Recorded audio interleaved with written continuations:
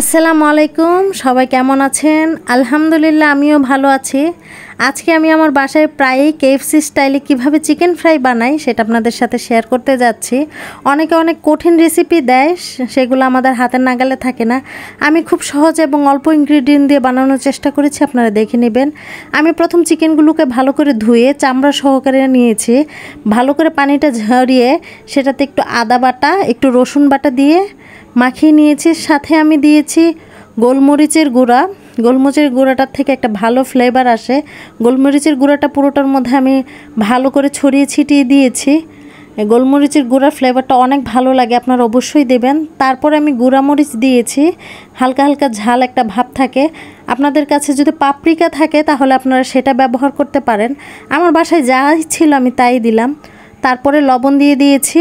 লবণটা দেওয়ার পরে আমি এটা এমনভাবে মাখাবো যেন প্রতিটা মাংসের প্রতিটা জায়গায় এটা ভালো করে মিশে যায়। কারণ আপনি যদি শুধু উপর থেকে মাখান তাহলে দেখা যাবে বিভিন্ন জায়গায় এটার ফ্লেভারটা গেল, আবার কোথাও গেল না। তারপরে আমি সেটা ফ্রিজে রেখে দেবো প্রায় ঘন্টা 2-1 জন্য। আমার হাতে বেশি সময় ছিল না, তাই আমি 2 ঘন্টা রেখেছি। আপনারা চাইলে ওভারনাইট রাখতে পারেন। তারপরে আমি চিকেনটার একটা লিকুইড তৈরি করে নেব। আমি দুধের মধ্যে লেবু দিয়ে ভালো করে এটা মিশিয়ে নিচ্ছি মাখন তৈরি করার জন্য।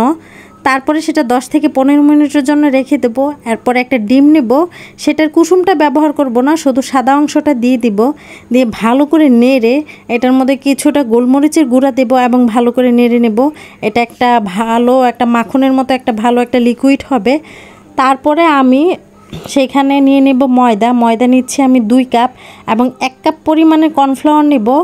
সাথে বেকিং পাউডারও দেওয়া লাগে 1 চা চামচ পরিমাণ। আমার কাছে বেকিং পাউডার সেদিন ছিল না, তাই আমি দেইনি, কিন্তু আপনারা অবশ্যই দেবেন। তারপরে সেখানে কর্নফ্লাওয়ার এবং ময়দা দেওয়ার পরে আমি এর মধ্যে ভালো করে মিক্সড করে নিয়েছি। তারপর আমি দিয়েছি গোলমরিচের গুঁড়া পরিমাণ মতো। গোলমরিচের গুঁড়োটা দিয়ে ভালো করে আমি মিক্সড করে নেব, কারণ গোলমরিচের ফ্লেভারটা অনেক ভালো আসে। তারপর আমি একটু আদা বাটা এবং একটু রসুন বাটা দিয়েছি এবং মরিচের গুঁড়া দিয়েছি। আপনাদের কাছে যদি আদা বাটা এবং রসুন বাটার বদলে এটার গুঁড়া থাকে তাহলে সবচেয়ে ভালো হয়। তারপর পরিমাণ মতো আমি লবণ দিয়ে নিয়েছি এবং এটা ভালো করে মাখিয়ে নিয়েছি। তারপরে আমার যে চিকেনগুলো ছিল ফ্রিজে সেটা বের করে আমি সেই লিকুইডটার মধ্যে চুবিয়ে সেই ময়দার মধ্যে দিয়েছি এবং দিয়ে ভালো করে এটা মিশিয়ে আমি হাত দিয়ে চেপে চেপে নিয়েছি, যাতে প্রথম যে লেয়ারটা হয় সেটা এটার সাথে বসে যায়। তারপর ভালো করে চেপে আমি সেটা পুনরায় আমি সেই লিকুইডটাতে আবার দিয়েছি। দেওয়ার পরে সেখানে আবার মিশিয়ে আপনি আবার ময়দার মধ্যে দেবেন, যেটা আমি করেছি। আপনি খুব সম্ভব হলে আপনার ভেজা হাতটা ময়দার মধ্যে দিবেন না। আমার একটু ভুল হয়েছে, যার কারণে ময়দাটা কিছু অংশ একটু শক্ত শক্ত হয়ে গিয়েছিল। তো আমি এভাবে করে আরেকটি চিকেন এরকম করেছি, যেহেতু 2টি করে করে আমি ভাজবো তাই 2টা একসাথে প্রিপেয়ার করে নিচ্ছি। এটা ওইভাবে চেপে চেপে পুনরায় আমি লিকুইডে দিলাম। লিকুইড থেকে নিয়ে আবার ময়দার মধ্যে স্টাফিং করলাম, কিন্তু দ্বিতীয়বার যখন ময়দায় দেব সেটা চেপে নেব না, সেটা জাস্ট উপর থেকে ময়দাটা ভালো করে এটাতে কোট করে নেব এবং 2টা একসাথে ধরে আমি ঝেড়ে নেব, যাতে যে ময়দাটা এক্সট্রা থাকে সেটা তেলে না ছড়িয়ে যায়। তারপর তেলটা প্রায় 180 ডিগ্রি সেলসিয়াস গরম করে আমি সেটাতে ছেড়ে দেবো। আপনারা একটা প্রথমে কোনো কিছু দিয়ে চেক করে নেবেন তেলটা গরম হয়েছে কিনা।